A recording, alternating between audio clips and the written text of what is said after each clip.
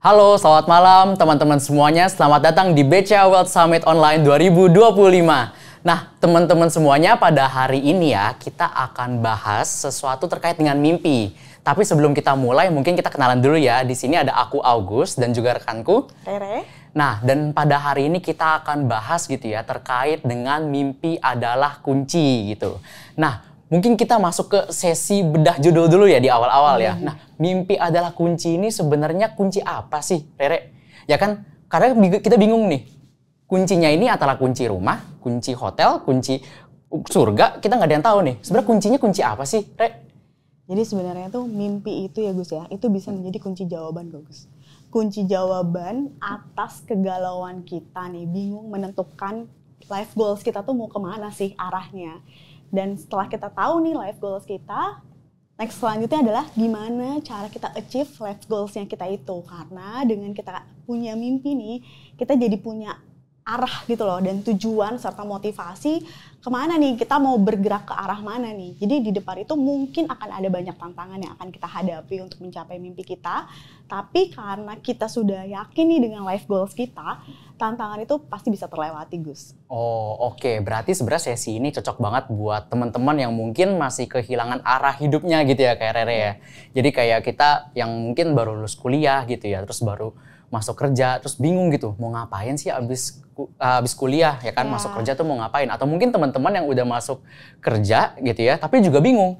Pas nyampe rumah kok rasanya kayak hampa gitu, nggak ada tujuan hidup gitu ya. Nah, berarti sesi ini cocok banget ya sebenarnya untuk bahas terkait dengan itu gitu. Nah, mungkin boleh masuk dulu kita ke yang pertama nih ya Kak Rere ya. Kalau misalnya kita bicara tentang mimpi, ya kan? Mimpinya Kak Rere itu apa sih? Mimpi aku nih, mimpi gen aku nih. Iya, generasinya Kak Rere nih. Kalau mimpi gen aku tuh udah lewat banyak tahap lagi, Gus. Jadi apa aja tuh? dari mulai aku lulus kuliah sampai akhirnya aku bekerja di BCA sampai sekarang nih aku udah punya anak satu, itu mimpinya tuh ada beberapa step. Oh, berarti ada setiap perjalanan tuh ada mimpinya Ada masing-masing gitu ya? mimpinya, mimpinya dilakukan bertahap. Oke, gimana tuh mimpinya tuh Kak Rere? Nah, karena aku kan mimpinya bertahap nih. Kalau aku lempar ke kamu aja yang masih muda gimana? Waduh, berarti aku dulu nih ya, yang masih Gen Z nih, yang masih anget ya. Masih anget nih, karena kan Agus berarti Gen Z ya? Gen Z masih Berarti jatuhnya. kerja di BCA mungkin Baru 3 tahun aku di mirip sini. lah ya kita. Enggak, kayaknya nolnya kurang 1 kalau Kak Rere. Jauh banget. Ya, tapi kalau misalnya kita bahas tentang mimpi gitu ya, kayak mungkin dari aku dulu ya. Iya. Kalau kita bicara tentang mimpi, sebenarnya tuh mimpiku banyak ya. Karena mimpi kan gratis sebenarnya kan. Betul. Kita mau mimpi punya rumah di Menteng, ya boleh-boleh aja dong. Boleh banget. Gratis, banyak-banyaknya ya kan. Betul. Nah, tapi kalau misalnya kita bicara tentang mimpi yang dari dulu tuh ya, ini aku kelewat sih di pikiran. Satu mimpi yang memang aku pengen banget, yaitu sebenarnya jalan-jalan ke Swiss. Wih, asik banget sih. Jadi cerita itu simple banget Kak sebenarnya. Dulu waktu kecil itu kan suka makan coklat tuh. Kalau coklat oleh-oleh gitu kan dari Swiss biasanya tuh ada 2 tuh ciri khasnya. Apa tuh? Antara ada bendera Swiss atau enggak ada gambar gunung.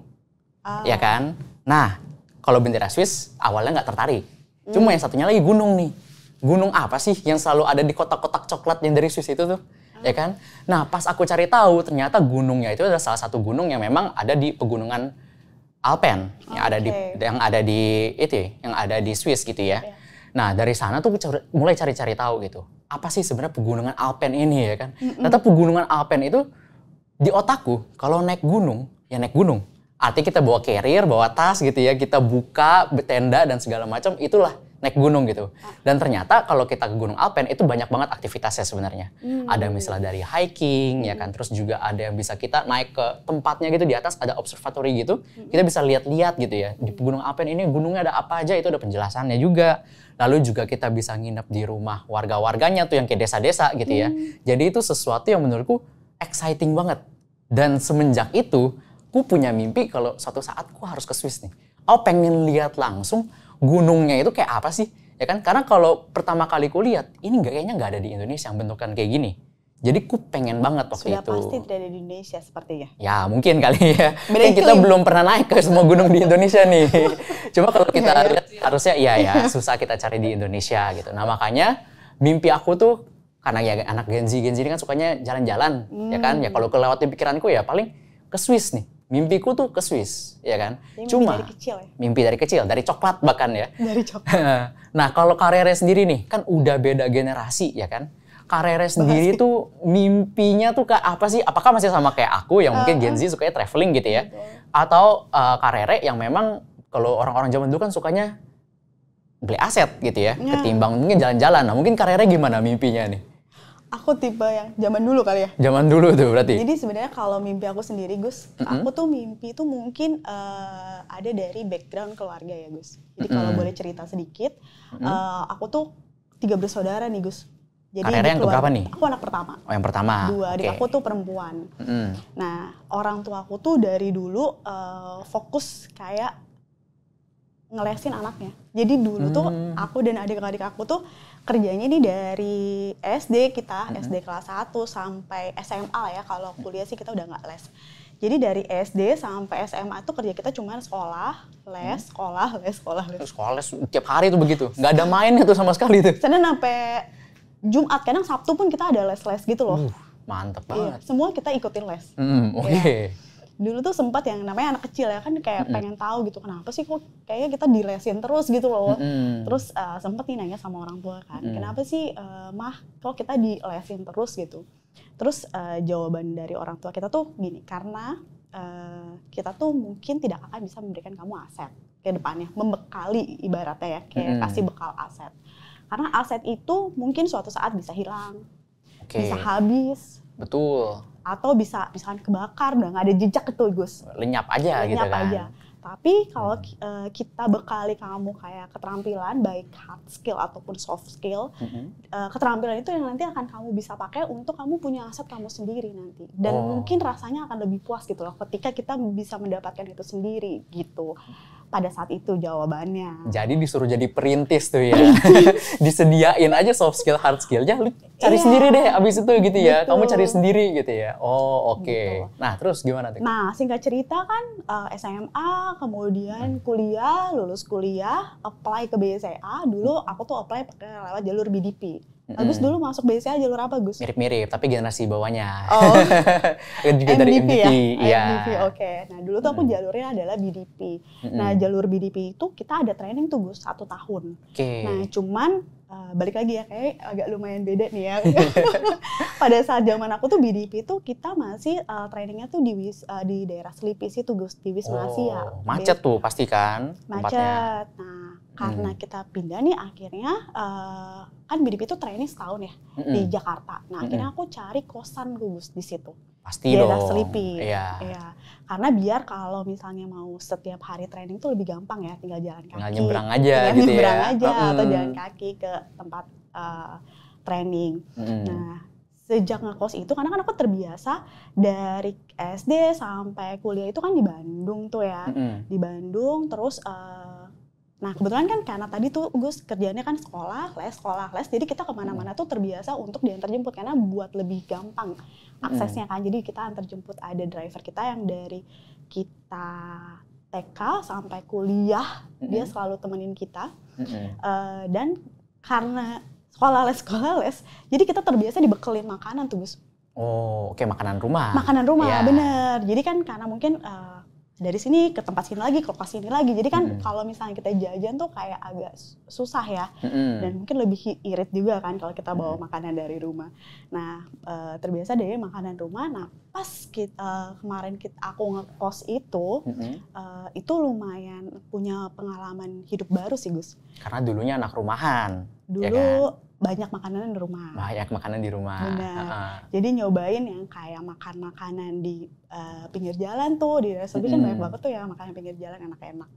Terus udah kayak gitu nyobain kendaraan umum lagi, Gus. Itu pertama kali aku mungkin nyobain kendaraan umum itu waktu pas di Selipi itu. Jadi pas kebetulan dulu kan ada kayak duty officer ya. Jadi kita ada kayak training di daerah City Tower kalau nggak salah. Jadi aku harus pakai bus dari Selipi ke City Tower. Bus apa tuh ya? Pokoknya itu busnya lumayan padat sih. Jadi kalau dari luar tuh agak miring-miring gitu sih busnya.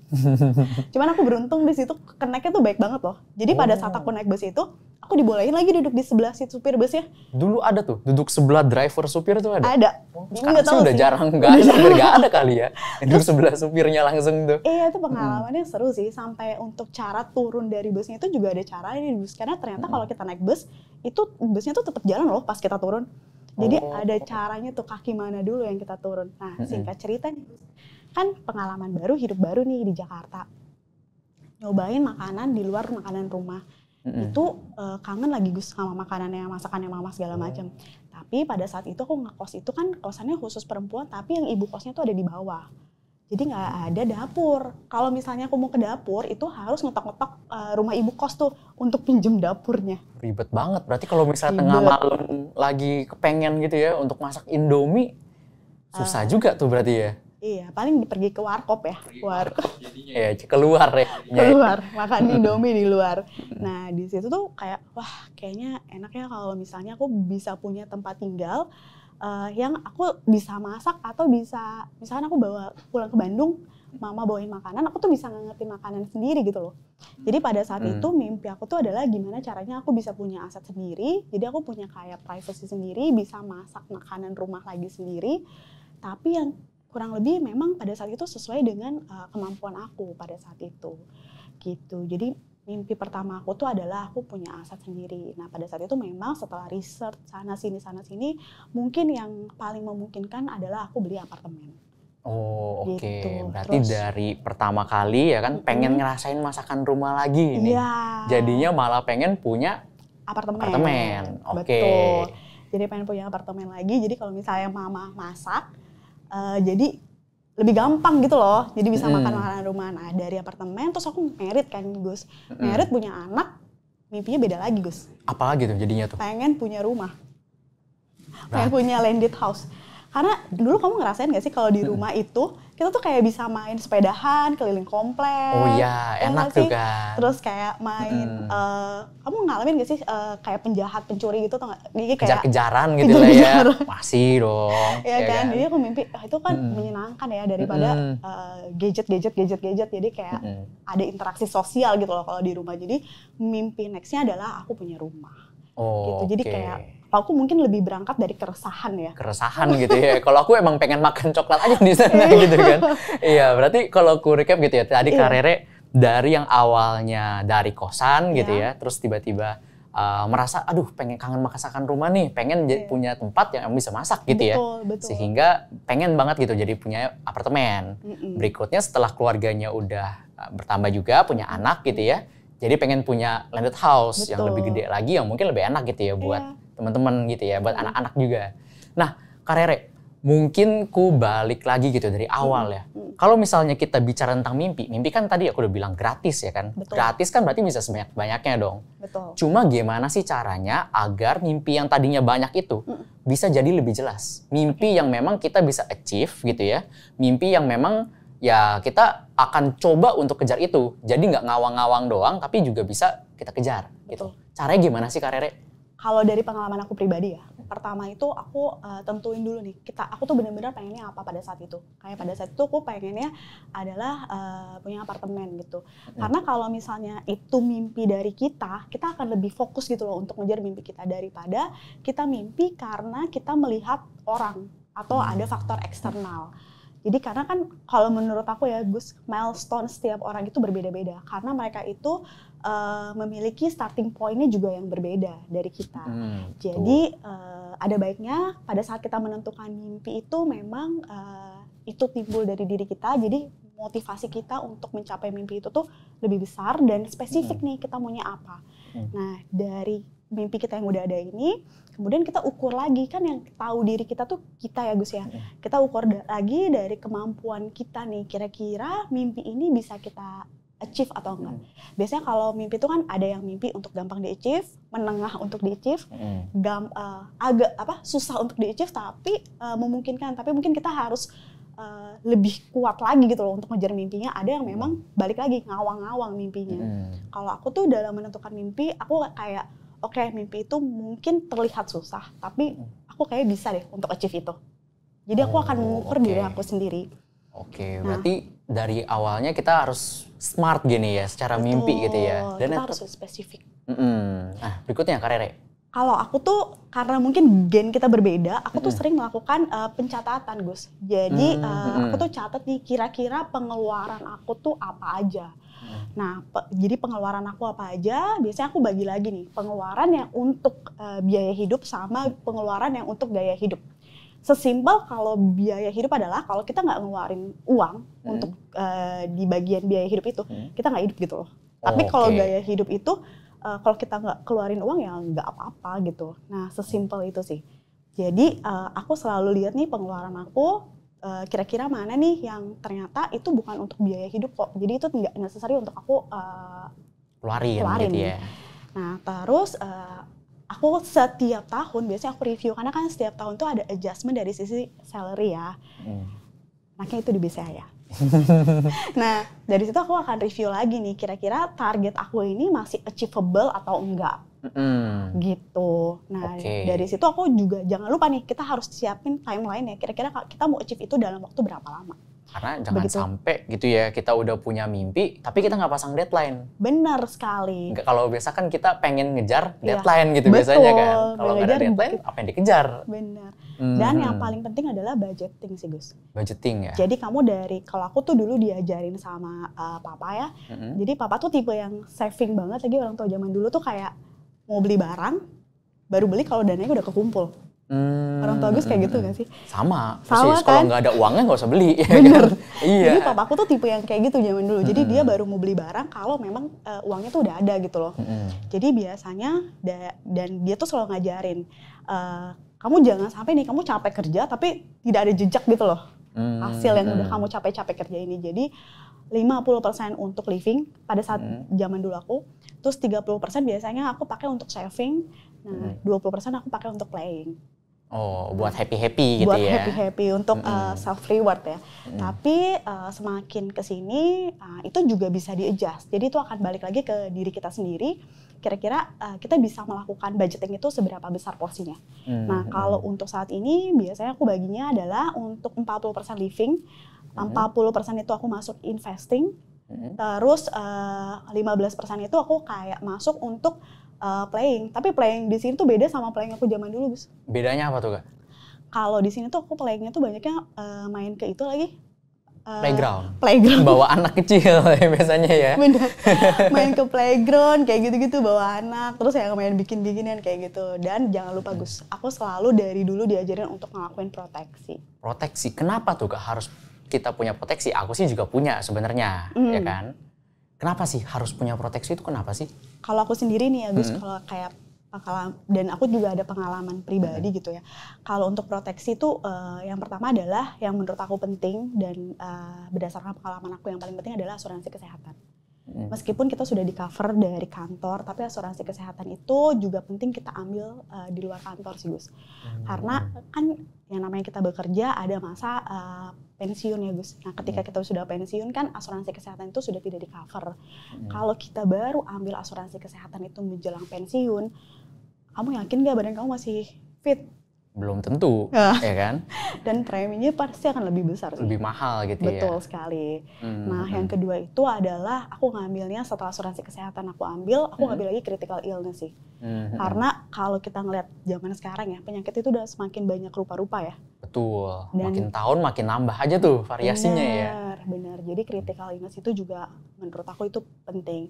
Nah kalau aku sekarang karena sudah ada tanggungan satu, jadi aku tambah lagi proteksinya di asuransi jiwa Gus. Jadi amit-amit nih sampai kejadian sesuatu sama aku, anak aku tuh kayak masih bisa lah untuk sekolah, bisa untuk hidup, kayak gitu sih.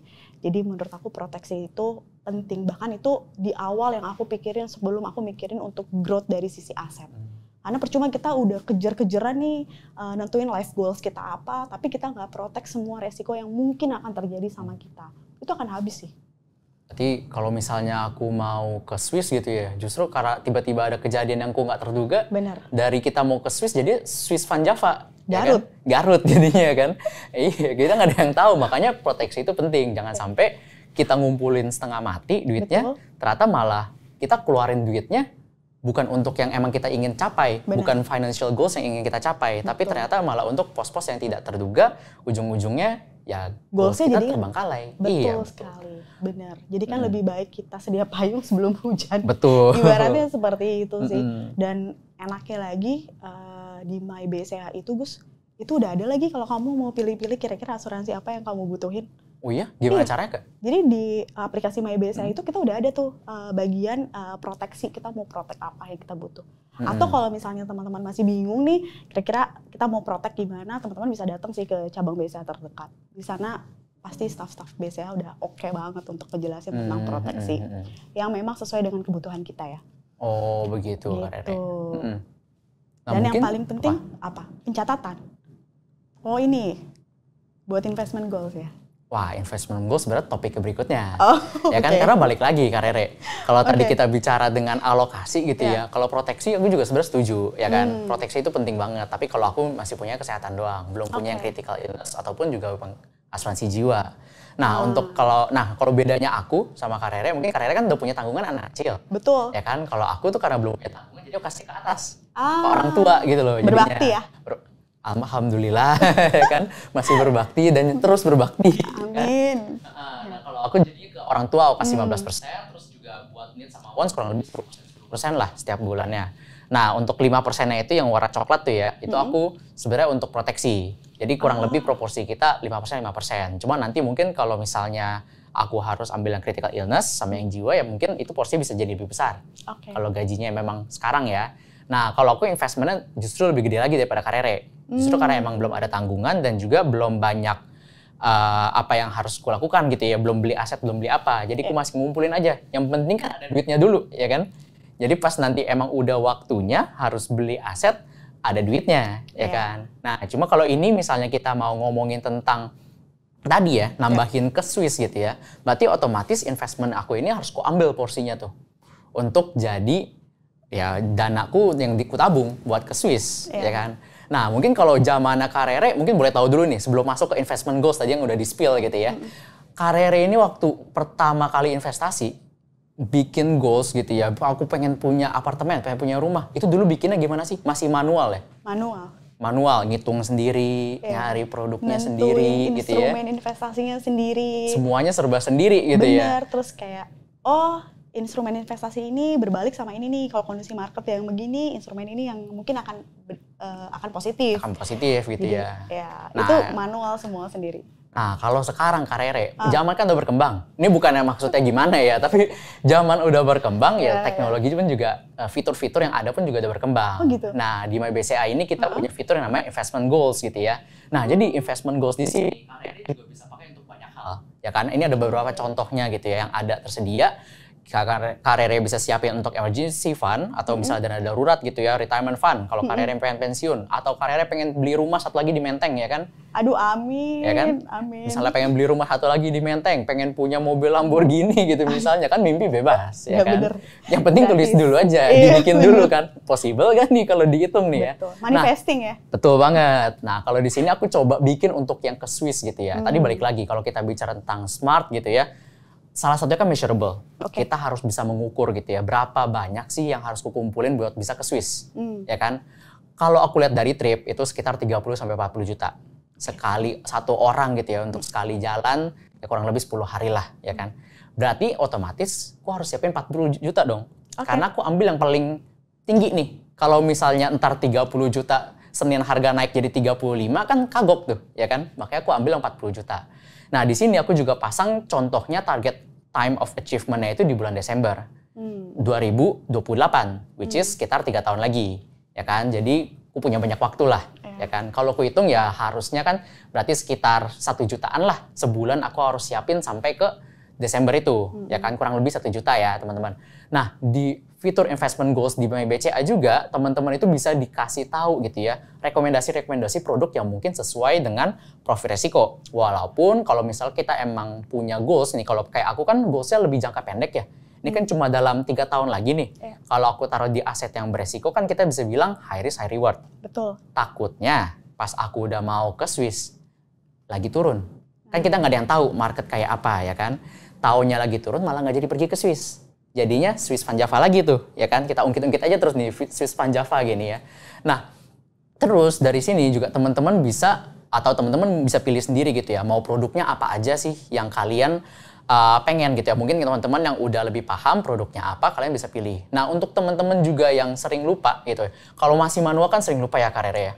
Tanggal 25 belum tentu kita gajian tanggal 25. Kadang bisa lebih cepat, kadang bisa lebih lama. Apalagi kalau weekend, ya kan? Otomatis kita gajinya bisa maju atau mundur. Kalau kita patokannya 25 kadang lupa tuh. Ya kan? Taunya 25, oh udah saatnya belanja, ya kan? Ketimbang untuk investasi gitu. Nah, di sini juga ada fitur namanya auto subscription ya. Jadi teman-teman bisa langsung setting aja mau tanggalnya tuh tanggal berapa sih setiap bulan. Sehingga kita nggak usah pusing-pusing lagi, oh udah tanggal 25 nih harus kita, ini nih investasi ini produknya apa aja kemarin ya, porsinya berapa aja ya. Kita nggak usah pikirin itu lagi, udah langsung dilakukan secara otomatis. Dan yang terakhir ketika kita memang sudah bikin goals-nya, kita juga bisa track goals-nya.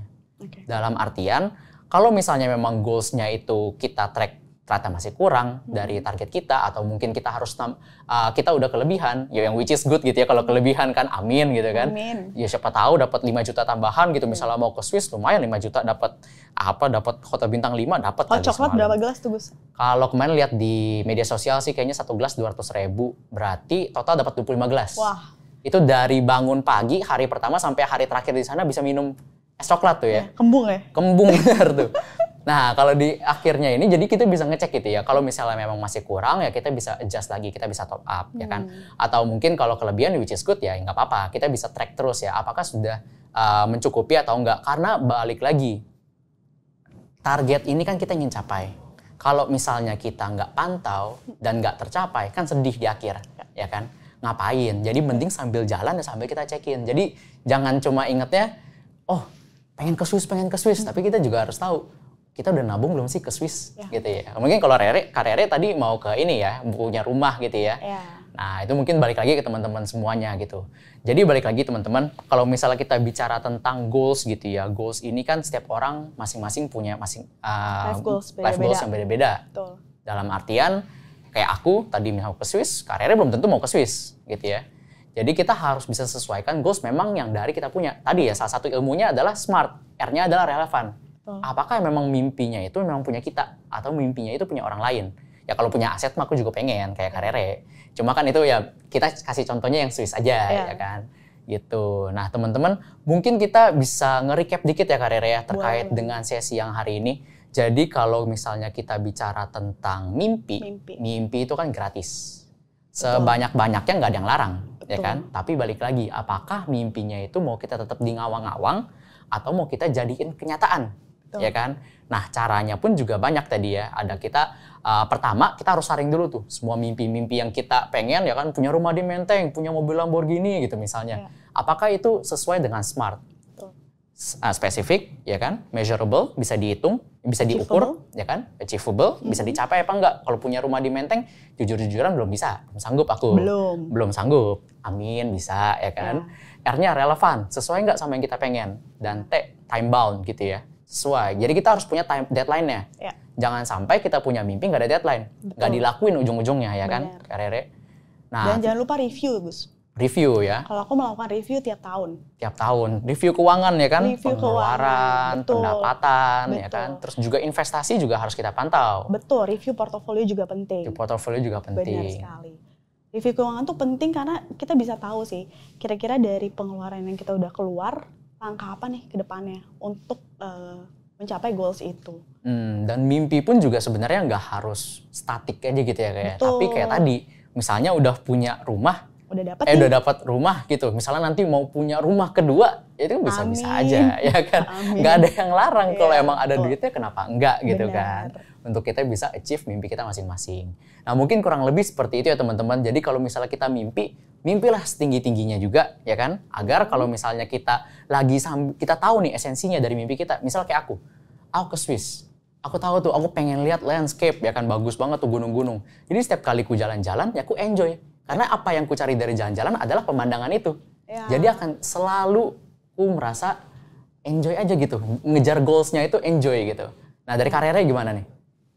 Apakah merasa hal yang sedemikian juga kalau misalnya dari tadi ya, dari masih ngekos, punya apartemen, punya rumah, harusnya masih sama ya. Masih sama ya. Jadi kayak enjoy aja gitu ya. Jadi pada saat kita ngejalanin tuh kita tahu nih tujuan kita apa, terus arahnya mau kemana. Karena kalau kita nggak punya mimpi, kita jalan aja gitu loh, nggak jelas kita tujuannya itu mau apa. Gitu. Dan yang dikhawatirin sebenarnya dulu tuh yang orang tua sempat ajarin juga, yang dikhawatirin adalah kita bekerja keras, kita bekerja udah dari pergi pagi pulang malam, tapi tidak ada jejak itu sebenarnya, tidak ada aset yang terlihat itu sih. Nggak ada bentuknya nggak gitu. Nggak ada bentuknya, apa sih hasil kerja kita, seperti itu sih sebenarnya tujuannya. Oke. Gitu. Jadi kayak lebih terarah gitu ya. Berarti kurang lebih kayak gitu ya teman-teman. Mimpinya tadi kita juga sudah recap. Mungkin teman-teman kalau misalnya ada pertanyaan gitu ya, baik dari bagaimana sih cara kita menentukan mimpinya, ya kan, seputar dengan mimpi dan juga bagaimana mengatur uangnya. Nah itu bisa langsung teman-teman chat aja di kolom Q&A gitu ya. Nanti kita akan coba bantu jawab sesuai dengan apa yang kita pahami gitu ya, yang kita tahu gitu ya. Oke.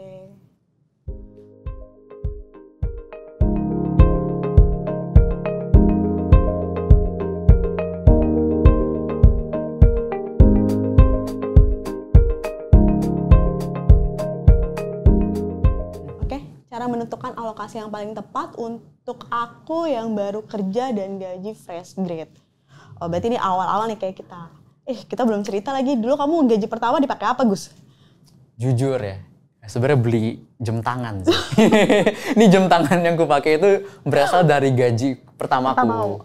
Jadi nggak langsung beli full sih. Jadi awalnya itu kan waktu kuliah pengen banget rasanya self reward ya kan. Kalau anak-anak zamanku kan sukanya ngomongnya self reward gitu ya. Nah itu pengen banget punya jam, karena jam yang aku punya tuh waktu itu udah mati dan ukurannya pun juga sebenarnya kegedean. Betul. Jadi ku pengen banget punya satu jam yang emang ku cari, emang ku cocok gitu loh.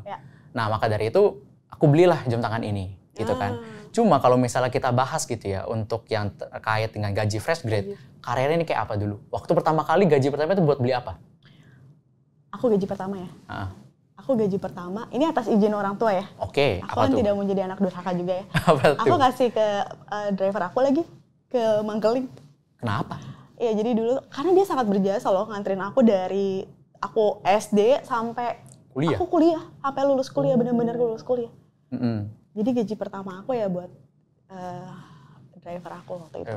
Nah, nah tapi kalau ini nih cara menentukan alokasi yang paling tepat. Nah, jadi sebenarnya ini balik lagi ya, untuk alokasi itu kita kembaliin ke masing-masing ya, karena kan yang tahu pengeluaran itu adalah kita sendiri gitu.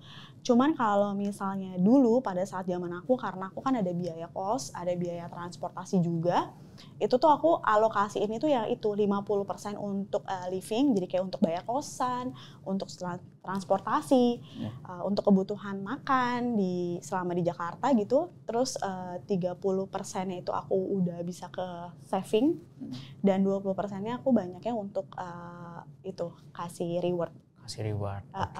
Sebenarnya bisa kayak gitu, tapi mungkin akan berbeda dengan Agus yang kondisinya pada saat itu rumahnya sudah di Jakarta ya, Gus ya. Betul. Jadi kalau misalnya Agus sendiri kan rumahnya sudah di Jakarta, pasti porsinya bisa berbeda nih sama aku. Nah, Agus sendiri gimana? Kalau porsiku sebenarnya nggak jauh-jauh beda sama kayak yang tadi ya karirnya.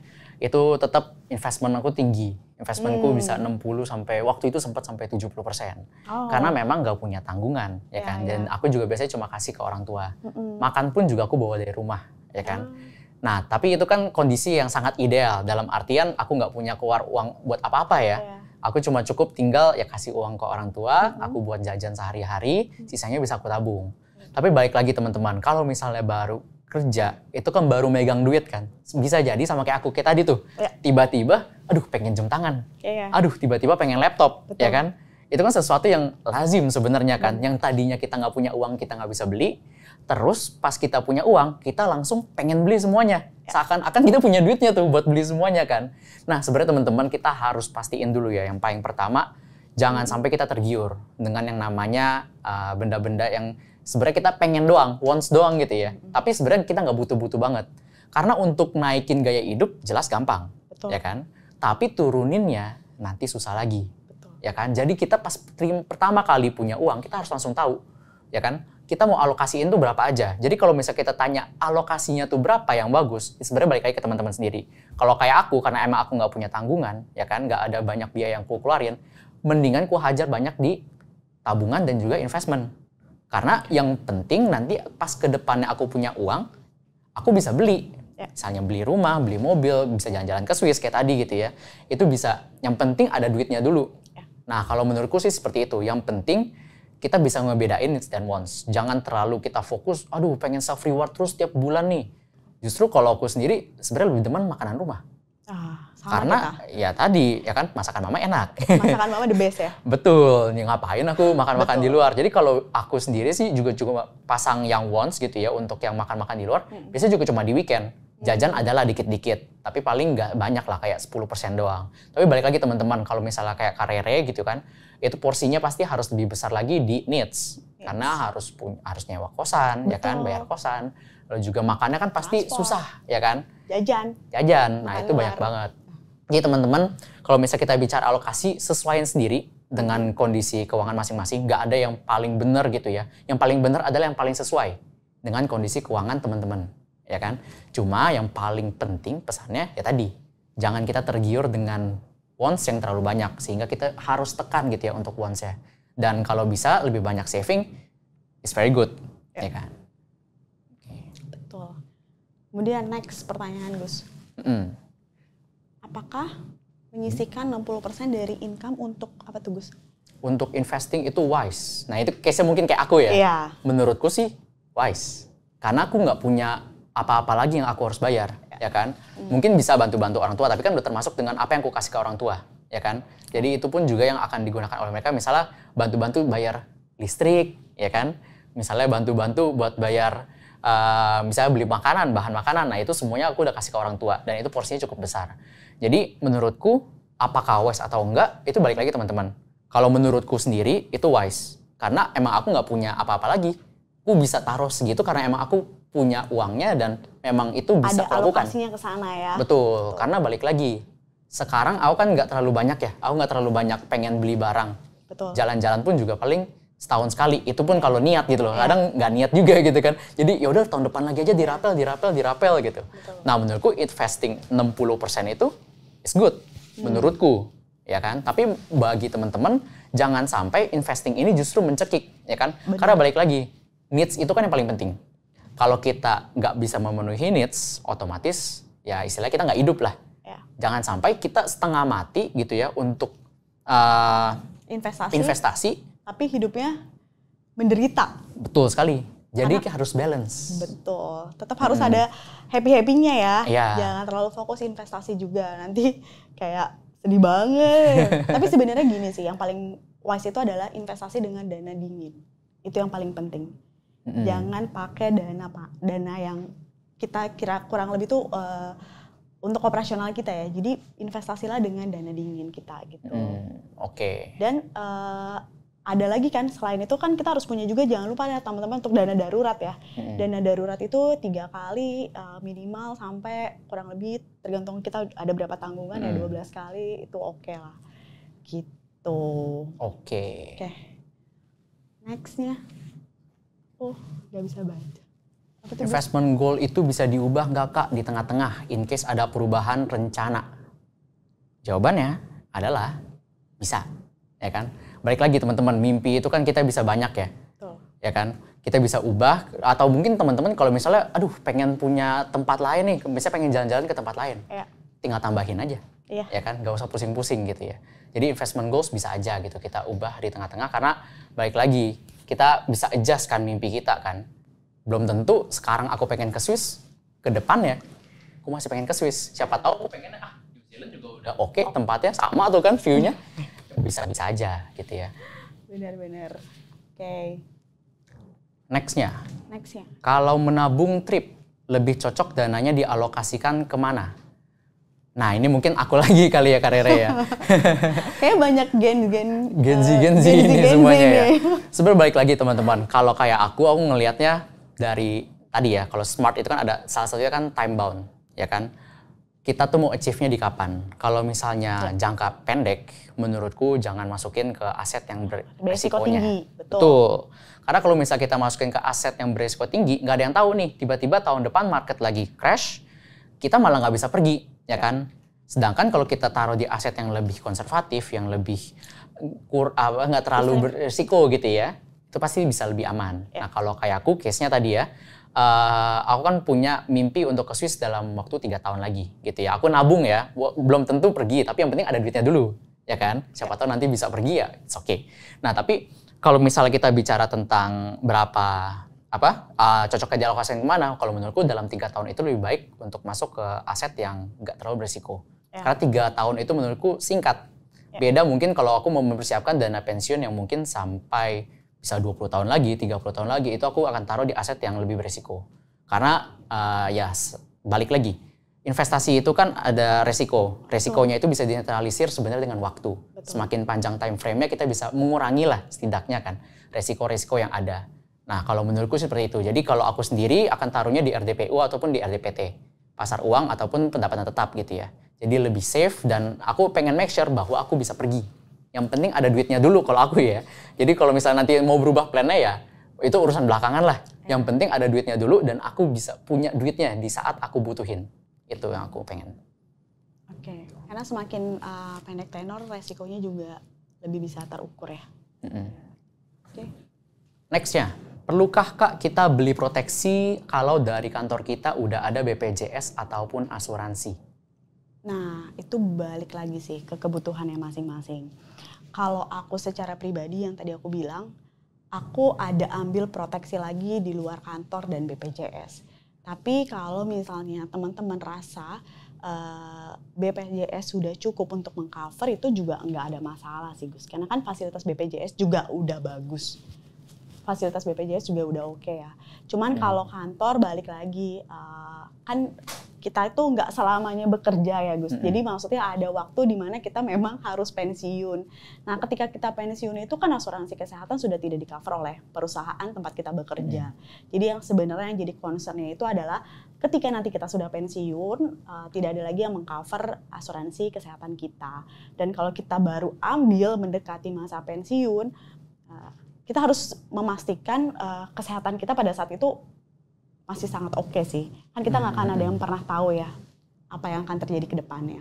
Seperti itu sih. Jadi ini sebenarnya kayak proses mitigasi atas kemungkinan resiko-resiko yang akan timbul di kemudian hari. Seperti itu sih. Dan kalau balik lagi, kalau asuransi yang kita beli itu kan pasti punya benefitnya lah. Betul. Nah mungkin mereka kan kita bayar premi tapi benefitnya sama aja dengan asuransi-asuransi lainnya. Nah itu kita juga bisa harus cek gitu ya.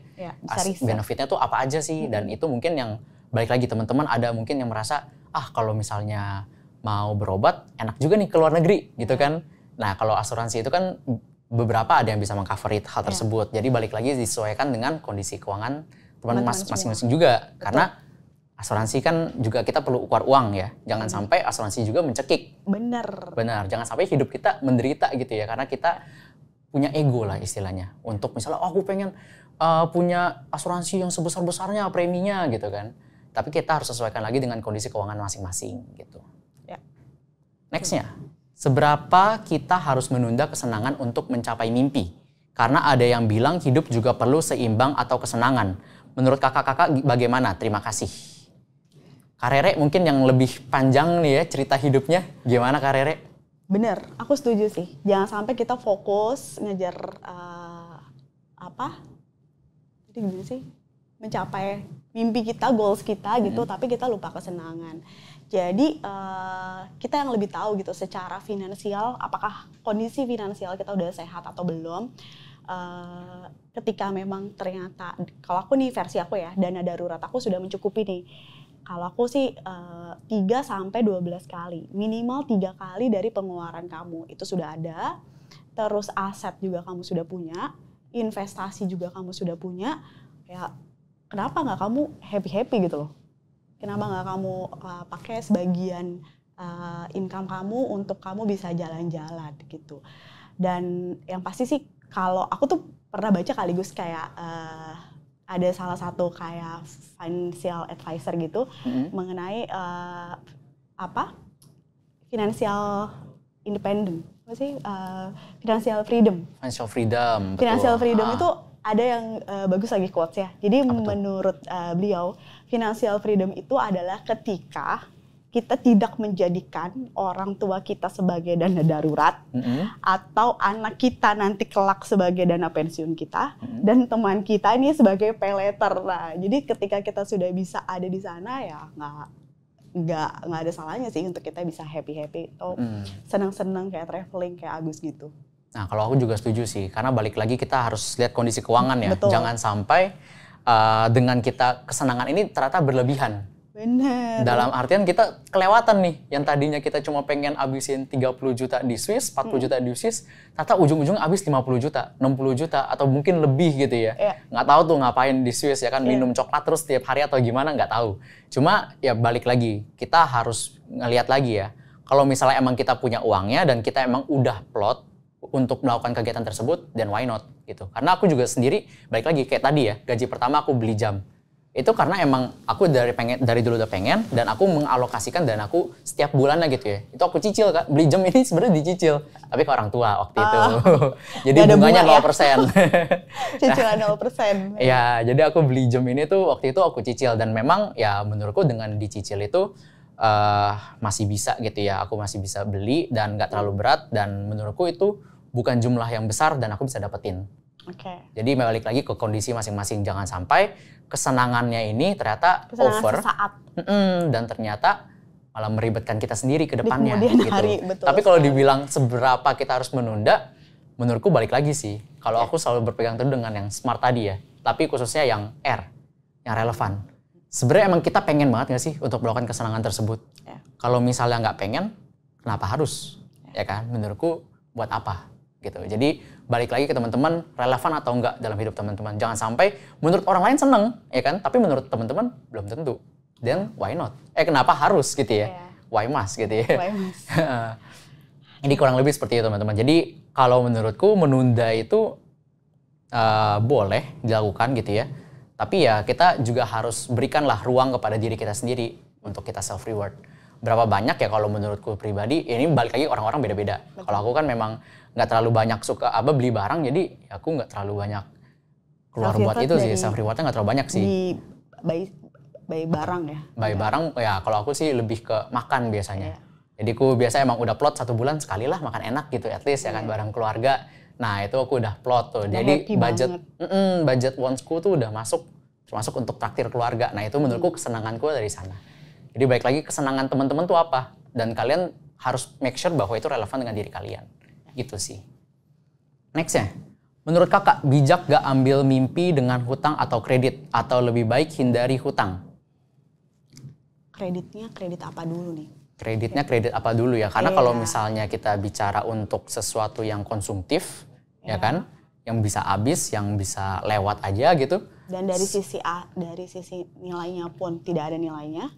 Itu tidak wise menurutku. Tidak wise, setuju. Kalau menurut Karere juga tidak wise ya. Betul. Tapi kalau misalnya memang kita mau punya aset, properti gitu ya. Kalau misalnya kita mau nabung terus sampai punya rumahnya, belum tentu di umur segitu kita pasti akan punya.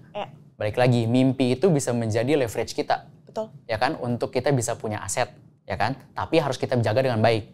Jangan sampai dengan kita pengen punya rumah gitu ya, ego kita pengen punya rumah, ternyata malah kita hidup sehari-hari susah, ya kan? Betul sekali, setuju. Dan kalau misalnya kita udah komit gitu ya untuk ambil utang, ya berarti artinya kita juga harus komit untuk bayar utangnya. Jangan sampai utangnya ini terlalu besar, kita nggak sanggup bayar gitu ya, ujung-ujungnya ya lenyap aja, ya kan? Apa yang kita udah keluarin itu lenyap aja gitu. Betul. Nggak ada yang kita achieve jadinya. Jadi balik lagi, kalau menurutku selama diolah dengan wise, ya kan? Tahu limitnya berapa. Selama jenis hutangnya apa. Rumahnya apa. Dan cicilannya seberapa besar dari aset kamu atau income kamu. Ya 30% harusnya masih oke ya. 30% dari income kamu untuk hutang itu masih oke untuk bayar cicilan hutang ya. Gitu. Tapi kalau misalnya di atas itu ya mungkin harus ada yang kamu korbankan.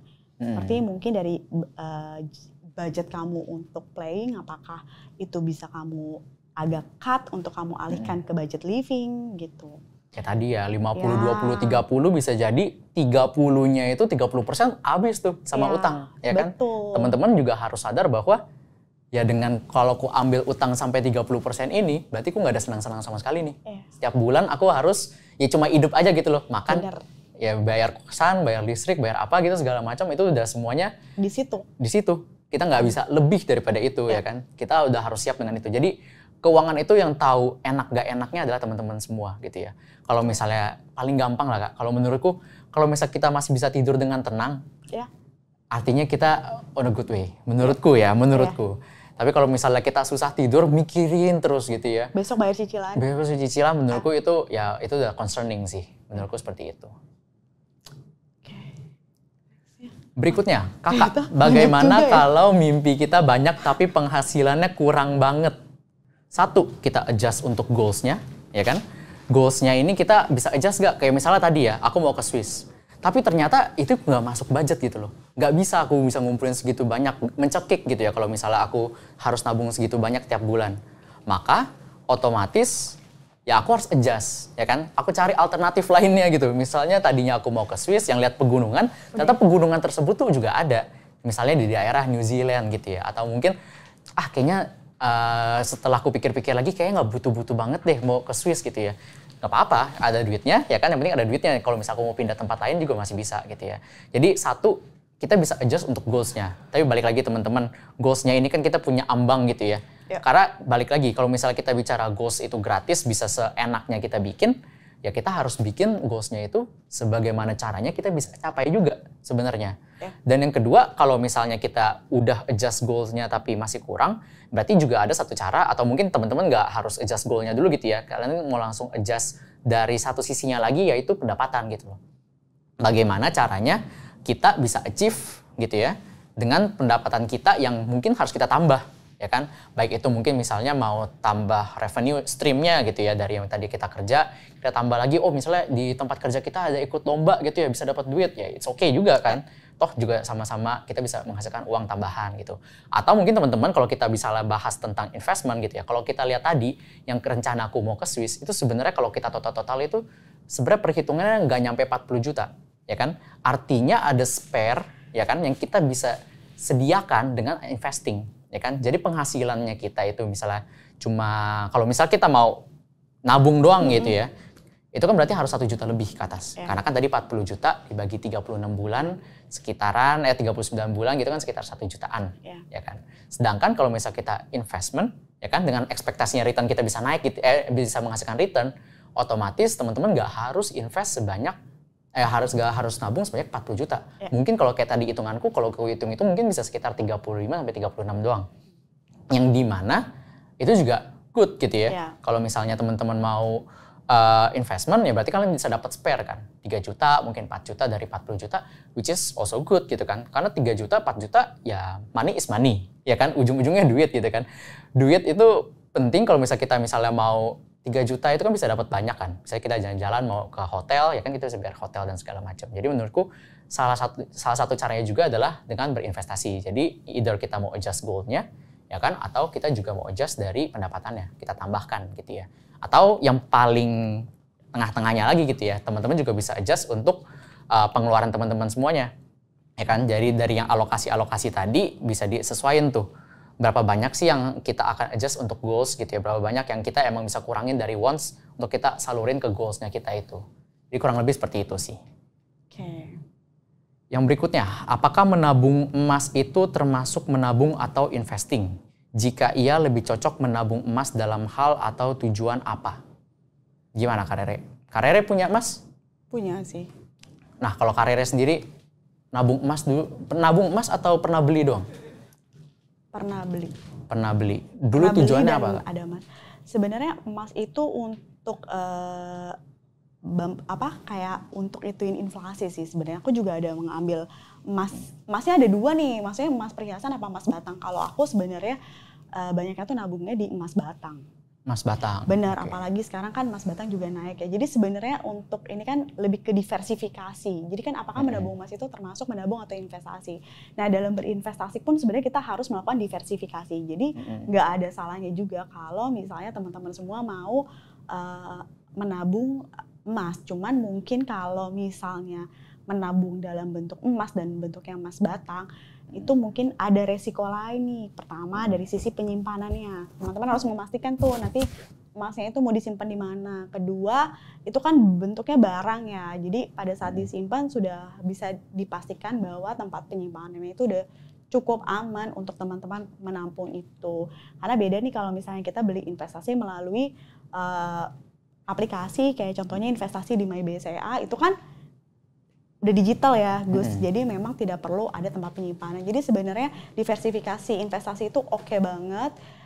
Yang penting memang sesuai dengan risk profile-nya teman-teman semua nih. Risk profile-nya itu apa? Karena kalaupun kita investasi dan kita memilih investasi yang tidak sesuai dengan risk profile juga itu kurang wise ya. Karena misalkan nih contoh aku risk profile-nya agresif, terus aku ambil investasi yang very konservatif. Aku akan merasa kayak returnnya cuma segini ya gitu. Tapi kalau misalnya ada yang secara risk profile-nya itu konservatif dan dia ambil investasi dengan kategori yang agresif, dia akan terkaget-kaget. Wah, kok bisa minus sampai sedalam ini gitu loh. Jadi balik lagi ke risk appetite sama risk profile-nya teman-teman semua. Dan nggak ada yang salah juga sih dengan menabung emas. Cuman ya itu pastikan emasnya itu ada sertifikatnya, pastikan tempat menyimpan emasnya. Yang itu yang mungkin akan menjadi concern ke depannya. Seperti itu sih. Oke, kalau menurutku sendiri karena aku juga sebenarnya ada sedikit lah porsinya di emas kan. Nah, tapi kalau karirnya kan tadi antara perhiasan atau enggak yang emas batang. Nah, kalau sekarang sebenarnya udah ada emas digital juga Kak. Yeah. Ada banyak platform yang menyediakan, tapi menurutku sebenarnya emas itu sebagai sarana untuk lindung nilai. Yeah. Jadi biasanya ketika memang dunia lagi sibuk, lagi hektik gitu ya, lagi kenapa-kenapa, pasti harga emas cenderung akan naik, ya kan? Seperti saat ini. Seperti saat ini ya kan, karena banyak banget tuh dari rally-nya kalau nggak salah dari dulu pas COVID ya kan. Dari dulu waktu aku beli tuh sebenarnya masih kecil, masih lumayan rendah lah. Terus sekarang udah mulai tinggi ya kan, semenjak COVID itu harganya hampir double, sempat double ya kan. Terus sekarang bahkan di tengah ketidakpastian ini, emas pun juga berhasil mencatatkan record yang bagus, track record yang bagus ya kan secara performance gitu. Tapi menurutku tetap kalau aku pribadi merasa emas itu sebagai lindung nilai. Jadi kalau misalnya dibilang ditabung atau investing, ya menurutku itu cuma diversifikasiku aja. Ya, baik itu dari menabung maupun juga investing. Jadi untuk menabung ya emang aku ada plot dikit ya kan. Untuk investing pun juga emang aku ada harapan dia akan naik gitu loh. Ya. Istilahnya gitu sih. Jadi kalau menurutku balik lagi tujuannya, menurutku pribadi itu lebih ke untuk lindung nilai gitu sih. Ya. Untuk lindung nilai dari inflasi. Betul. Perbedaan ya. Bisa toko emas batang fisik, dia udah digital. Udah digital. Next question. Untuk proteksi mimpi lebih penting mana antara asuransi jiwa atau asuransi kesehatan? Kalau aku pribadi, menurutku kesehatan. Karena balik lagi, kalau misalnya kesehatan kita sakit, ya kan kita misalnya amit-amit lah, tiba-tiba kita nggak bisa nyari penghasilan lagi, ya at least ini kita nggak terlalu tergerus lah, karena tercover oleh proteksinya berupa asuransi kesehatan. Karena kalau jiwa itu kan ya kita tidak memproteksi mimpi kita, tapi kita memproteksi mungkin mimpi orang lain. Dalam artian misalnya kalau jiwa itu kan berarti yang akan mendapatkan hasilnya adalah yang jadi beneficiary-nya gitu ya istilahnya ya. Jadi yang akan merasakan gitu ya benefitnya adalah beneficiary-nya, bahwa ya dengan adanya kejadian yang tidak kita inginkan, ya mereka tetap bisa melanjutkan kehidupannya gitu ya. Dapur tetap ngebul lah istilahnya gitu sih. Kalau menurut karirnya gimana Kak? Setuju, karena yang paling penting itu adalah asuransi kesehatan dulu. Sebelum ke jiwa tuh, kalau aku pribadi, aku lebih penting asuransi kesehatan. Habis itu yang tadi, critical illness, baru aku akan ambil jiwa di akhir.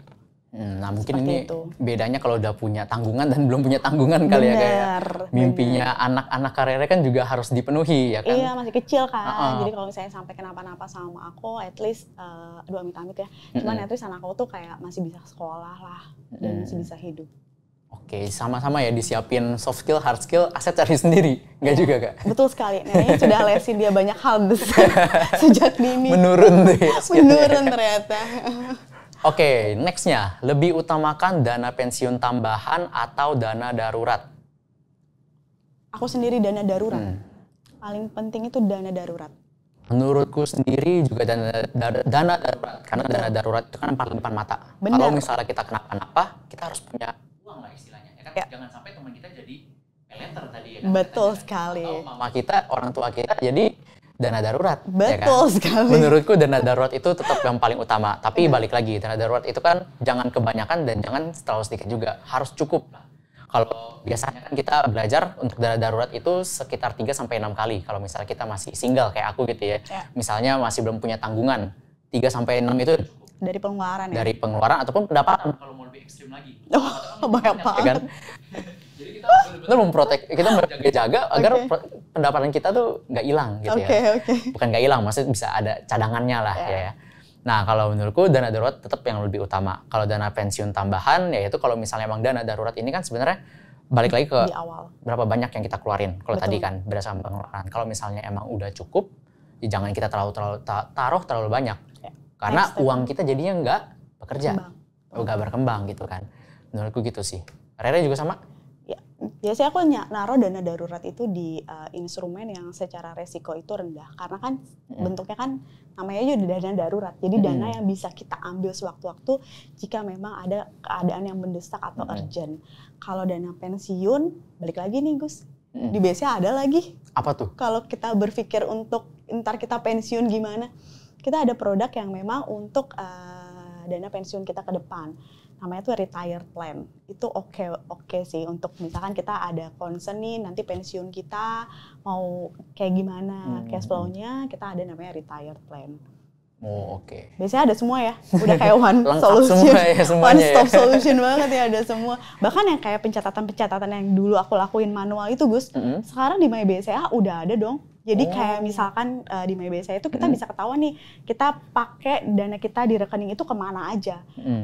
Gitu, ada yang untuk transfer kah atau untuk pembayaran apa, mereka tuh udah oke banget gitu ngebagi. Jadi kita bisa dengan sangat gampang, oh ternyata bulan ini aku banyak banget lagi pengeluarannya gitu. Oh, berarti kayak financial diary. Iya, ya kan? Financial diary-nya udah ada juga di sana. Oke, jadi kalau kita recap lagi dikit ya terkait dengan pertanyaan yang tadi, dana pensiun tambahan atau dana darurat, kalau kita lebih prefer untuk dana darurat dulu. Ya kan? Kalau misalnya belum punya, penuhin dana darurat dulu. Karena itu yang akan kita pakai sewaktu-waktu kalau misalnya kita kenapa-napa, ya kan? Tapi kalau misalnya dana daruratnya udah tercukupi, tinggal kita maintain aja. Kalau kita mau tambahin ya juga boleh, kayak tadi gitu ya, 3-6 kali pengeluaran atau pendapatan, ya kita bisa adjust, ya kan? Aku pengeluaran cukup kayaknya. Kok banyak banget ya kayaknya. Ya kan?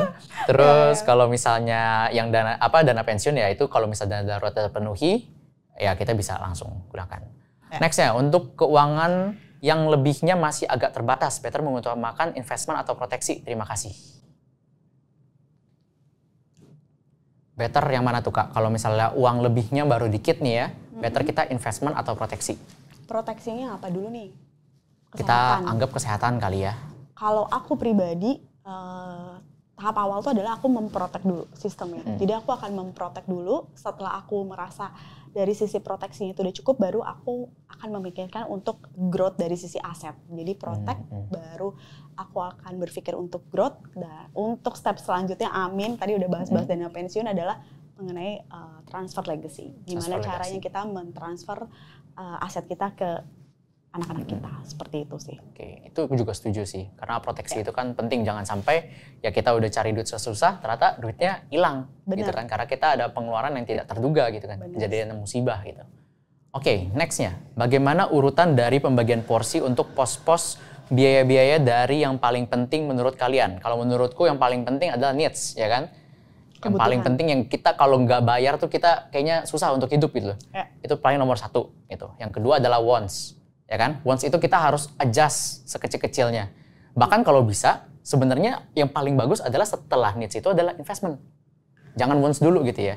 Jadi investment dulu, saving dulu. Karena kalau kita taruh investment atau savingnya di akhir, takutnya malah nggak ada sama sekali. Atau bahkan malah kita menggerus, ya kan? Kayak dana darurat. Aduh, kayaknya butuh buat ini, wants-nya gede nih ya kan? Jadi kita harus menggerus dana darurat kita. Menurutku gitu sih Kak. Jadi wants itu sebenarnya paling terakhir yang harusnya kita bisa adjust. Ya. Aku setuju. Jadi yang pertama itu living ya, kebutuhan. Kebutuhannya itu adalah lebih kebutuhan dasar sih. Yang balik lagi, kebutuhan ini untuk biaya hidup apa untuk gaya hidup. Jadi yang paling penting adalah fokusnya di biaya hidup dulu. Biaya hidup. After itu investment, baru kita ke playing. Gitu, setuju. Setuju ya. Oke, next. Bagaimana Zaman sekarang banyak sekali cerita-cerita terkait sandwich generation. Adakah porsi alokasi yang tepat untuk para sandwich generation? Seberapa besar alokasi maksimum untuk diberikan ke orang tua? Nah, ini mungkin balik lagi, sandwich generation ini sejauh apa? Ya kan, kalau menurutku sandwich generation yang mungkin hanya untuk memenuhi kebutuhan untuk keluarga, itu mungkin nggak seberat dengan kalau misalnya kita harus melunasi utang keluarga. Betul. Ya kan, kalau utang keluarga baik lagi, menurutku kewajiban adalah hal yang pertama harus kita bayar. Betul, ya kan? setuju. Jadi kita harus secepatnya keluarlah dari yang namanya kewajiban-kewajiban kita. Kita harus selesaikan tepat waktu gitu ya. Jangan sampai telat gitu kan. Nah, baru kalau misalnya kita bahas tentang porsi alokasi, balik lagi ke teman-teman. Kita kan nggak tahu kondisi teman-teman ini seperti apa. Ya kan? Kalau misalnya kayak aku sendiri, aku sebenarnya nggak sandwich generation, ya kan? Aku cuma kasih ke orang tua yang aku rasa sebenarnya aku balik lagi sih, aku reflecting ke diriku sendiri. Kalau misalnya aku merasa dengan duit yang aku kasih ke orang tuaku udah cukup untuk hidup, artinya itu ya cukup aja gitu loh. Jadi menurutku ya at least aku seperti membayangkan kalau aku dikasih uang segitu cukup nggak sih? Gitu. Tapi balik lagi teman-teman, ini kan cukup enggaknya ini balik lagi ke teman-teman semua kondisinya seperti apa. Mungkin kalau misalnya emang ternyata terlalu mencekik gitu ya, itu harus juga diomongin oleh teman-teman dan juga tanggungan-tanggungannya misalnya ke atas ataupun ke bawah, ke orang tua pun ke anak gitu ya. Itu harus diomongin sih. Menurutku seberapa besar maksimum sih balik lagi ke kondisi teman masing-masing. Nyamannya itu seperti apa. Kalau misalnya memang kasih besarnya masih cukup nyaman, ya kan, ya it's okay aja. Kalau menurutku ya kayak tadi, merasa kalau aku kasih uang segitu cukup nggak sih kurang lebih gitu. Kalau Kak Rere ada tambahan? Ya, dan itu bisa sebenarnya ini kan buat orang tua ya. Sebenarnya itu kita bisa diskusiin juga nggak sih sama orang tua. Kira-kira berapa sih kebutuhan hidup yang harus dipenuhin gitu ya. Betul. Oke. Nah, dari situ kira-kira kita bisa balik lagi ke kondisi keuangan kita. Apakah memang memungkinkan untuk kita memberi segitu? Tapi nggak ada yang pernah salah sih dengan memberi orang tua sih, menurut aku. Oke. Jadi kayak semakin banyak memberi, biasanya kita akan semakin banyak menerima. Oke. Itu benar gak sih? Next, mengapa di kehidupan kita itu sulit untuk menyisihkan dana kita untuk investment? Nah, ini mungkin kalau aku dari awal kali ya Kak Rere ya. Karena aku belum pernah merasakan waktu dulu ya kenapa susah untuk melakukan investment karena aku nggak punya arah. Ya kan? Jadi aku ya udah punya duit aku pakai aja beli ini, beli itu ya kan. Waktu awal-awal banget tuh, ya kan? Waktu masih kuliah, masih awal-awal kerja, aku merasa kayak gitu karena aku belum punya tujuan. Tapi setelah aku punya goals gitu ya, aku recall lagi, kayaknya aku umur segini udah harus punya rumah, punya mobil, punya aset gitu ya kayak Kak Rere. Nah, maka dari situ aku langsung tergerak hatinya. Istilahnya tergerak gitu ya untuk menyisihkan. Dan balik lagi, sebenarnya kalau aku sendiri kan sebenarnya merasa males gitu ya untuk melakukan investasi. Ya kan, karena ya balik lagi, tanggal 25 harus transfer. Kadang aku transfer ke orang tua agak-agak telat dikit, sehari, 2 hari, 3 hari gitu ya. Nah, itu makanya aku selalu nyalain sekarang yang namanya ya auto subscription. Jadi kalau misalnya aku mau mencapai goalsku, ya udah tinggal langsung aja debit dari rekeningku nih sekian ya kan, untukku bisa achieve goalsku. Jadi menurutku untuk mengalahkan rasa malas, ya either kita mau merasakan dulu biar panggilan gitu ya, atau mau kita paksakan dalam artian ya udah kita kasih aja auto subscription, biar jalan sendiri lah gitu. Istilahnya begitu sih kalau menurutku. Ya, karena kan memang karakteristik manusia ada 2 ya, ada self discipline sama force discipline. Jadi kalau untuk karakter yang kayak emang harus di-push untuk investment ya auto subscribe adalah jalan ninja ya. Jadi akan otomatis ke debit. Mungkin awalnya karena kebanyakan males sih ya kayak. Iya, benar. Ya menurutku auto subscription oke sih. Terus berikutnya, Kak, kalau investasi buat anak muda lebih baik langsung aset atau invest diri sendiri seperti pendidikan atau les-les keahlian?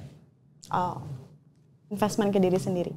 Kenapa tuh Kak? Sebagai yang pernah melakukan les ya kan, bertahun-tahun dari kecil sampai gede, kenapa harus invest diri sendiri dulu? Ini anak muda kan ya? Karena aku ngerasa pada saat aku masih muda itu kayak semangatnya tuh masih menggebu-gebu kan. Jadi investment ke diri sendiri itu adalah momen yang tepat ketika kita masih muda. Nggak berarti dengan kondisi umur kita yang juga mirip ya, kondisi umur aku sekarang pun juga aku masih terus investment ke diri sendiri dengan ikut pelatihan-pelatihan, dan untungnya aku berada di perusahaan yang memfasilitasi aku untuk melakukan investasi ke diri aku sendiri dengan pelatihan-pelatihan itu. Betul tidak? Kalau menurutku sih juga Sama ya, les keahlian. Karena menurutku dengan keahlian itu kita bisa dapat ya technically income tambahan. Betul. Tambahan income gitu ya. Kalau misalnya kita ngandelin cuma aset-aset doang, kadang aset kita kan ada yang produktif, ada mungkin aset yang tidak produktif juga gitu ya. Betul. Diem-diem aja gitu loh. Nah menurutku dengan adanya kita investasi leher ke atas, sebutannya kalau zaman sekarang gitu ya, investasi leher ke atas gitu. Jadi kita punya ilmu, soft skill, hard skill, kita membuat banyak opportunity lah istilahnya untuk menambahkan income yang diharapkan gitu ya untuk kita bisa achieve goals yang mungkin lebih tinggi. Yang tadi kita mungkin pengen ke Swiss doang, pengen tiba-tiba keliling Eropa lah ya kan, karena emang ada duitnya. Ya kan? Dan ada kemampuannya, karena udah ada investasi ke diri sendiri. Betul, ya menurutku sama sih seperti itu Kak Rere. Next, malam saya generasi sandwich dengan gaji sekitar 8 juta. Berapa persen dari gaji yang harus diinvestasikan dan BPJS saja cukup? Dan apakah BPJS saja cukup gitu ya? Atau harus asuransi? Gimana Kak Rere? Kalau misalnya sandwich generation, ya kan, gajinya sekitar 8 juta. Berapa persen yang harus diinvestasikan dan apakah BPJS itu cukup? Sandwich generation gaji 8 juta. Sandwich generation berarti membiayai siapakah? Membiayai apa? Sandwich generation itu membiayai orang tua dan anak. Ya kita asumsiin orang tua aja kali ya, orang tua dan mungkin keluarganya ada adiknya yang harus dibiayain, kita anggap gitulah. Keluarga dan adik gitu. Karena kan sebenarnya ini balik lagi sih ke kondisi keuangan kita, berapa banyak kepala yang harus kita biayain juga. Karena dengan kita mengetahui berapa banyaknya kepala, berarti kita akan bisa menghitung berapa banyak kebutuhannya gitu loh. Jadi kalau misalnya dari sini kebutuhannya yang tadi kan 50, 30, 20, apakah di bawah 50% dari gaji, apakah maksudnya kan ini 8 juta nih, apakah untuk membiayai kebutuhan mereka itu cukup di dana 4 juta atau lebih? Kalau ternyata 4 juta cukup untuk membiayai itu, berarti kan kamu masih bisa alokasi kurang lebih di 30% dari 8 juta itu untuk investasi gitu.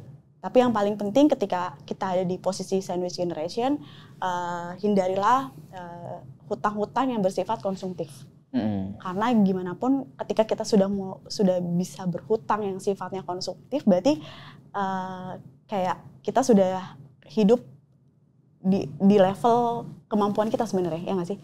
Kayak konsumtif itu kan sesuatu hal yang quote unquote bukan biaya hidup atau kebutuhan hidup kan, tapi lebih ke gaya hidup, seperti itu sih.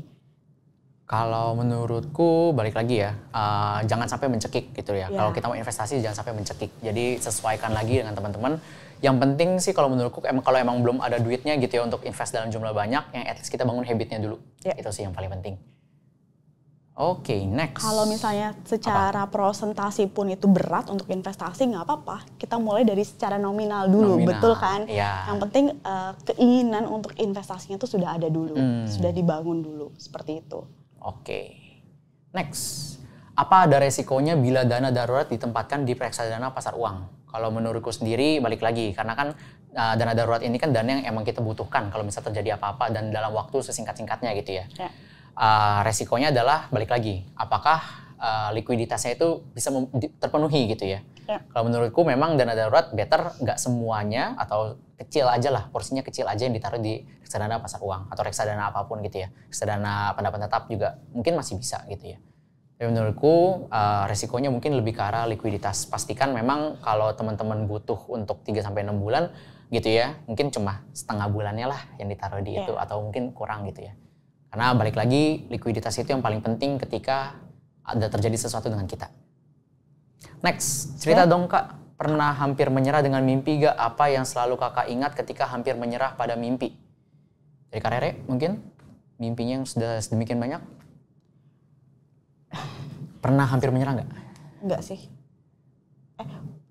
Maksudnya karena aku selalu menakar gitu ya, mimpi yang mungkin kalau misalnya aku bermimpi nih, misalkan punya aset di Menteng gitu, kan itu aku bisa tahu gitu loh, itu tidak sesuai dengan kemampuan aku. Jadi kayaknya mungkin aku bisa menyerah sih. Karena aku memaksakan sesuatu hal yang aku tahu aku belum waktunya di sana untuk saat ini gitu. Jadi ketika kita ada goals, kita sudah menakar. Dan balik lagi sih, kalau buat aku support system itu penting banget. Dan aku beruntung karena aku memiliki support system yang bagus banget sih. Maksudnya keluarga inti aku tuh oke banget. Jadi support system dari keluarga inti itu penting untuk kita bisa fokus ngejar mimpi kita gitu sih. Oke. Kalau menurutku sih kalau hampir menyerah sebenarnya juga hampir nggak pernah gitu ya, kayak pernah sih sempat pernah punya, tapi yang ku selalu lakukan di awal adalah manage expectation sih. Ya, karena ya kalau misalnya kita terlalu berekspektasi juga ya jatuhnya akan makin sakit. Ya. Maka dengan mimpi itu ya di awalnya yang penting adalah ku ngelakuin ya kan. Balik lagi kayak tadi tuh. Yang penting ku invest dulu, yang penting ada duitnya ya kan. Masalah nanti ada atau enggaknya ku udah berusaha. Kalau misalnya memang udah ada waktunya ya udah, ku bisa udah punya uangnya ya ku bisa langsung iniin aja, bisa langsung wujudin gitu ya. Menurutku gitu sih. Manage expectation is one of the most important thing gitu ya untuk punya mimpi. Nextnya, kalau punya mimpi jadi pengusaha sebaiknya pakai hutang atau nabung, tapi kita tidak tahu bakal untung atau tidak jadi pengusaha. Mohon pencerahannya. Kalau menurutku balik lagi, kalau pakai hutang itu kan berarti ada harus dibayar ya, cicilan. Make sure bahwa kalian sanggup untuk membayar cicilan tersebut. Kalau misalnya enggak, lebih baik kalian tabung dulu. Ya kan? Betul. Dan menurutku utang untuk usaha ini kan sesuatu yang produktif. Ya. Ya kan? Menurutku ya enggak salah, tapi harus di-manage. Jangan sampai utang ini memberatkan. Ya. Harus diukur juga. Harus diukur ya. Oke. Baikkah memusatkan portfolio ke satu instrumen seperti saham yang mampu memberikan return tinggi, namun juga punya risiko yang lebih tinggi? Gimana? Kalau aku lebih senang adalah diversifikasi portofolio. Jadi jangan menyimpan instrumen investasi di satu jenis satu jenis instrumen investasi. Jadi kita harus diversifikasi resiko. Jadi jangan semuanya ditaruh di saham. Ya. Gitu. Kalau aku sendiri juga sama aja sih, sesuai dengan goals-nya. Kalau bisa goals-nya ya disesuaikan. Kalau misalnya jangka pendek ya jangan kita taruh semua di saham.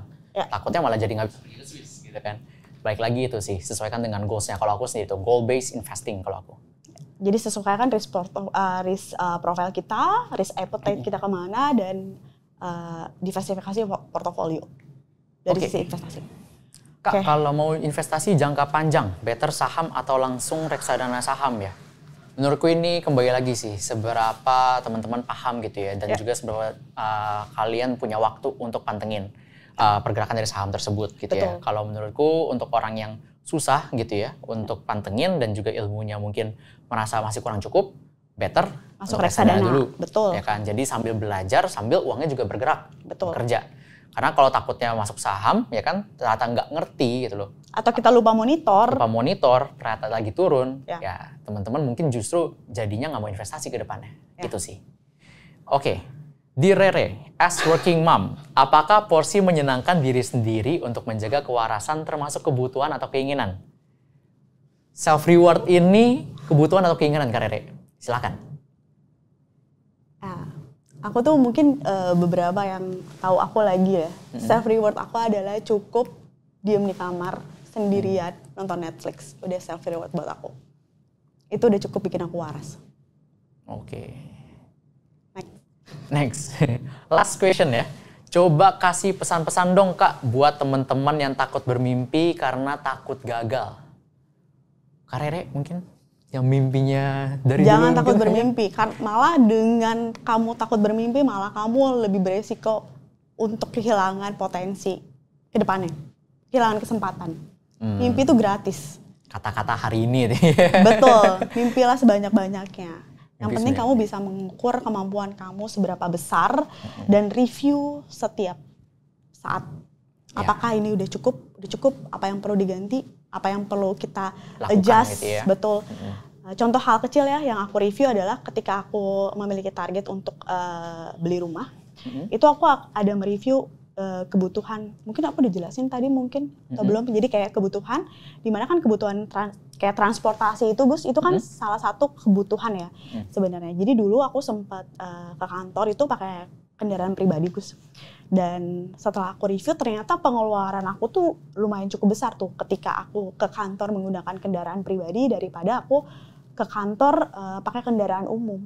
Nah dari situ karena aku melakukan review atas pengeluaran aku adjust. Jadi yang awalnya aku ke kantor pakai kendaraan pribadi dan akhirnya aku adjust menjadi naik kendaraan umum. Sampai sekarang aku kalau ke kantor naik kendaraan umum dan itu surprisingly ya itu menghemat banyak banget nih. Kayak misalkan contoh kayak aku butuh, kan kalau kita bawa kendaraan pribadi ada biaya tol, ada biaya parkir, ada biaya bensin. Tol aja misalkan dari rumah ke sini sekali jalan 26.000 sekian. Tapi kalau naik kendaraan umum itu bolak-balik udah 6.000 doang. Jadi kan lumayan banget tuh untuk melakukan hematnya. Itu pentingnya untuk kita review pengeluaran kita. Adakah yang kita bisa adjust untuk kita bisa mencapai goals-goals kita. Oke, kalau dariku sih sebenarnya penutup juga ini ya maksudnya ya. Kalau menurutku kalau bermimpi itu jangan takut juga sih. Ya. Karena aku lebih takut nggak kemana-mana. Bener, ya diam kan? Di tempat ya. Diam di tempat, justru kayak hilang tuh, nggak tahu mau kemana itu aku lebih takut. Daripada aku bermimpi, aku punya tujuan, aku mau capai tujuan itu. Aku lebih takut untuk nggak kemana-mana dan nggak punya arah tujuan hidup. Menurutku itu sih, takutnya ya kan. Sekarang kita nggak punya tujuan hidup, terus ujung-ujungnya ya udahlah kita spend money like there's no tomorrow gitu kan. Ya udah kita spend terus ya kan. Ternyata ujung-ujungnya pas kita punya mimpinya, nggak ada uangnya. Karena kita nggak punya mimpi dari awal. Menurutku jangan takut bermimpi, yang penting mimpi kalian itu harus di-manage expectation-nya. Balik lagi, punya rumah di Menteng menurutku belum. Betul. Amin ya kan, masih bisa gitu ya. Tapi belum bisa achievable. Ya kan, jadi manage expectation ya aku nggak bakal put mimpi aku ya setingginya itu. Tapi ya bisa aku achieve gitu ya. Nah, Bapak Ibu, mungkin ini akhir gitu ya dari sesi Q&A kita di malam ini. Setelah ini akan ada QR juga ya Bapak Ibu untuk bisa mengisi quiz. Nanti poinnya ini akan didapatkan jika Bapak Ibu bisa menjawab dengan benar. Dan nanti poinnya ini akan dihitung dalam Wealth Conquest gitu ya. Salah satu bentuk gamification di BCA Wealth Summit 2025. Nah, kalau begitu Bapak Ibu semuanya terima kasih ya sudah dapat menyaksikan webinar pada hari ini terkait dengan bermimpi gitu ya. Jadi jangan takut bermimpi Bapak Ibu semuanya daripada kita nggak kemana-mana gitu ya. Aku August dan juga rekanku Tere. Kita pamit undur diri sampai bertemu di sesi berikutnya. Terima kasih, bye-bye. Bye.